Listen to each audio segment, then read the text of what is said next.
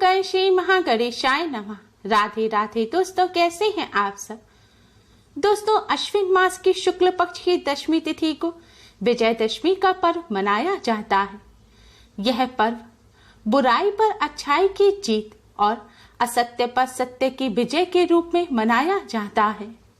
पूरे देश में विजयदशमी के दिन रावण के पुतले फूंकने की परंपरा है। इस बार विजयदशमी का पर्व 25 अक्टूबर को मनाया जाएगा। विजयदशमी पर विजय मुहूर्त पूजा का मुहूर्त है दोपहर 1:55 से दोपहर 2:40 तक और अपराह्न पूजा का मुहूर्त है दोपहर 1:11 से दोपहर 3:24 तक। इस दिन भगवान श्री राम ने रावण का वध किया था। इसी खुशी में हर वर्ष दशहरा मनाया जाता है। इसके साथ ही माँ दुर्गा ने इसी दिन महिषासुर का अंत कर देवताओं और मनुष्यों पर उपकार किया था। इस दिन महिषासुर मर्दिनी माँ दुर्गा और भगवान श्री राम की पूजा करनी चाहिए। इससे संपूर्ण बाधाओं का नाश होता है, जीवन में विजय की प्राप्ति होती है। इस दिन अष्टशस्त्र की पूजा भी की जाती है। नवग्रहों को नियंत्रित करने के लिए भी दशहरे की पूजा अद्भुत होती है। दशहरा तिथि विजय मुहूर्त वाली होती है, इसलिए इस तिथि को अभूज मुहूर्त कहा जाता है। इस दिन आप किसी भी प्रकार का शुभ कार्य शुरू कर सकते हैं। माना जाता है इस दिन जो भी शुभ कार्य किया जाता है उसमें सफलता मिलती है। इस बार दशहरे पर रवि पुष्य योग भी बन रहा है। यह योग 25 अक्टूबर की सुबह 6:20 से रात 1:20 तक बन रहा है। कहा जाता है कि इस मुहूर्त में किसी भी वस्तु की खरीदारी करना सुख समृद्धि को बढ़ाता है। इसके साथ ही इस दिन बच्चों का अक्षर लेखन, गृह प्रवेश, मुंडन, नामकरण, अन्नप्राशन, कर्ण छेदन और भूमि पूजन आदि शुभ कार्य भी किए जाते हैं। दोस्तों, दशहरा को सर्व सिद्धि मुहूर्त के रूप में जाना जाता है क्योंकि इस दिन माँ दुर्गा पृथ्वी से अपने लोक के लिए प्रस्थान करती हैं। इतना ही नहीं, इसी दिन धनाध्यक्ष कुबेर ने स्वर्ण की वर्षा करके धरती वासियों को धन धान्य से खुशहाल बना दिया था। इसलिए दशहरे के दिन पूरे साल को खुशहाल और धन धान्य से परिपूर्ण बनाने के लिए कुछ आसान से उपाय लोग सदियों से करते आए हैं। दोस्तों, शास्त्रों में कुछ ऐसे उपाय बताए गए हैं जिन्हें दशहरा पर करने से माता रानी और भगवान श्री राम की कृपा से जीवन में आ रही बाधाएं दूर होती हैं और घर में सुख समृद्धि आती है, धन संपत्ति में वृद्धि होती है। आज हम आपको वही उपाय बताने जा रहे हैं। दोस्तों, इन उपायों को आप भी इस दशहरा पर अवश्य ही करें और अपने जीवन को खुशहाल बनाएं। दोस्तों, अगर आपको धन संबंधी समस्या है, व्यापार में बरकत नहीं हो रही है या घर में पैसा टिकता नहीं है, धन संबंधी किसी भी प्रकार की समस्या आपको लगातार बनी हुई है, तो आप दशहरे के दिन शमी वृक्ष का पूजन अवश्य ही करें। मान्यताओं के अनुसार नवरात्र में माता रानी का पूजन भी शमी वृक्ष से करने से माता रानी की कृपा प्राप्त होती है। रावण वध के बाद भी भगवान श्री राम ने भी शमी वृक्ष का पूजन किया था। एक अन्य मान्यता के अनुसार दशहरे के दिन ही धनाध्यक्ष कुबेर ने राजा रघु को सोना देने के लिए शमी वृक्ष के पत्तों को सोने का कर दिया था। तभी से शमी वृक्ष को सोना देने वाला वृक्ष माना जाता है। इसलिए दशहरे पर शमी वृक्ष का पूजन अवश्य ही करना चाहिए।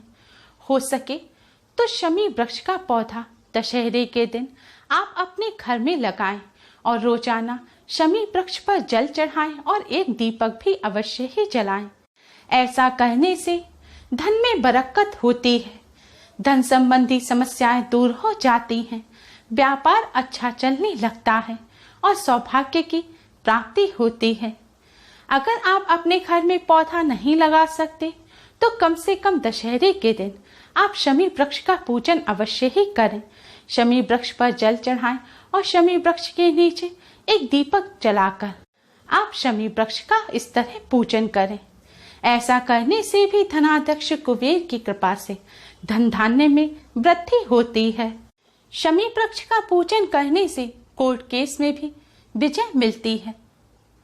दोस्तों, अगर आपके घर में नकारात्मक ऊर्जा है, आपके घर में बहुत लड़ाई झगड़े रहते हैं, अशांति का माहौल रहता है, या आपके घर पर कोई ऊपरी बाधा है, तो दशहरा पर आप रावण दहन के पश्चात रावण दहन के स्थान पर से रावण की कुछ अस्थियां अपने घर ले आएं, यानी कि रावण दहन के स्थान से कुछ राख और अगर लकड़ी का टुकड़ा मिल जाए तो वह आप अपने घर ले आएं और इन्हें आप अपने घर में काले कपड़े में बांधकर किसी सुरक्षित स्थान पर रख दें। ऐसा करने से घर में से नकारात्मक ऊर्जा दूर हो जाती है, घर में सुख समृद्धि आती है और बुरी बलाएं घर से दूर रहती हैं। दोस्तों, आपको इस राख को पूरे 1 साल तक अपने घर में रखना है और अगले दशहरा पर इस राख को आपको शुद्ध बहते हुए जल में विसर्जित कर देना है, या फिर इस राख को आपको पुनः रावण दहन के स्थान पर ले जाना है और इस कपड़े में आपको नई राख को भरकर वापस अपने घर में रख लेना है। जैसे होलिका दहन की राख नकारात्मक शक्तियों को दूर भगाती है, ऐसे ही रावण दहन की राख भी नकारात्मक शक्तियों को दूर भगाती है और बुरी बलाओं, बुरी नजर को घर से दूर रखती है। दोस्तों, अगर आपके कार्यों में रुकावट आ रही है, बनते कार्य बिगड़ जाते हैं, आपको किसी भी क्षेत्र में सफलता नहीं मिल पा रही है, तो आप दशहरा के पावन पर्व पर मध्याह्न के समय शुभ मुहूर्त में देवी माँ का पूजन करें। अक्षत पुष्प अर्पित कर धूप दीप जलाकर माता रानी का पूजन करें। माता रानी को 10 फल चढ़ाएं, यानी कि गिनती के 10 फलों का आपको माता रानी को भोग लगाना है। भोग लगाने के बाद आपको इस मंत्र की एक माला का जाप करना है। मंत्र इस प्रकार है, ओम विजयाय नमः। मंत्र इस प्रकार है, ओम विजयाय नमः। इस मंत्र का जाप कर माता रानी का पूजन कर कार्यों में आ रही बाधाओं को दूर करने की आप माता रानी से प्रार्थना करें।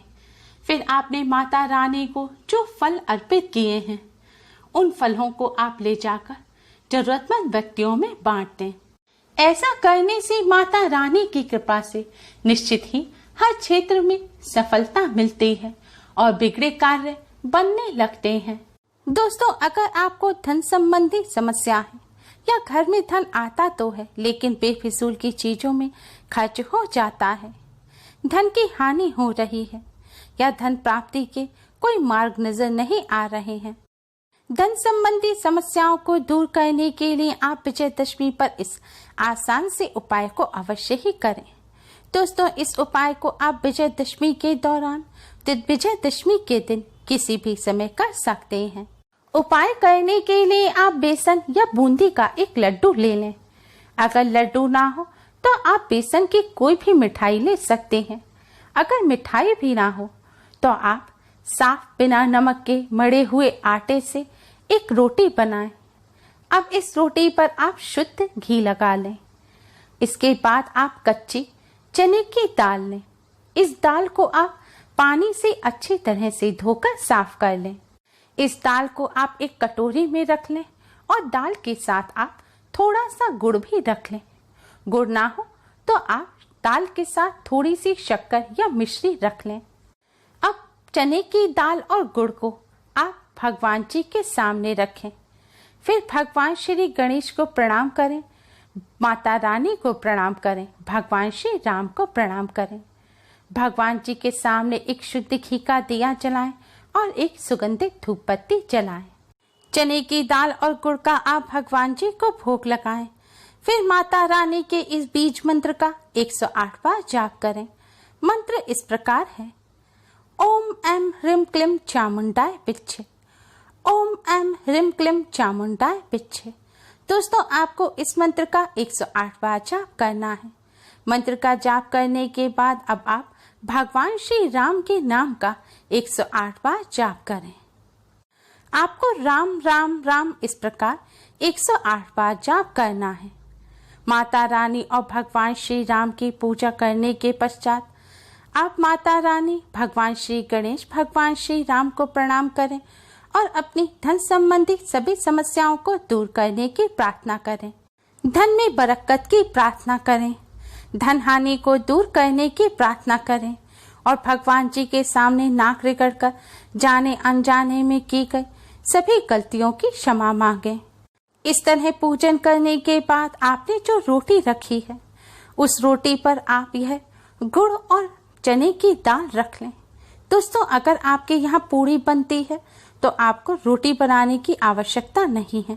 आप पूड़ी के ऊपर यह गुड़ और चने की दाल रख लें। अब आप इस रोटी को गौ माता को ले जाकर खिला दें। आपको यह रोटी गौ माता को खिलाने से पहले गौ माता को प्रणाम करना है और यह रोटी सम्मान पूर्वक गौ माता को खिला देनी है। दोस्तों, गौ माता में 33 कोटि देवी देवताओं का वास होता है। दशहरा के पावन पर्व पर गौ माता को इस तरह भोजन कराने से समस्त देवी देवताओं का आशीर्वाद प्राप्त होता है, समस्त बाधाएं दूर हो जाती हैं। धन की देवी माँ लक्ष्मी की कृपा से धन संबंधी समस्याएं दूर हो जाती हैं। धन की हानि नहीं होती, धन का लाभ होता है और पूरे साल भर घर में धन धान्य की कोई कमी नहीं होती। दोस्तों, इस उपाय को करते समय आपको इस बात का ध्यान रखना है कि आपको यह रोटी गौ माता को आज के दिन ही खिला देनी है, यानी कि इस रोटी को आप बासी करके गौ माता को ना खिलाएं। यह रोटी आपको दशहरा पर ही गौ माता को खिला देनी है।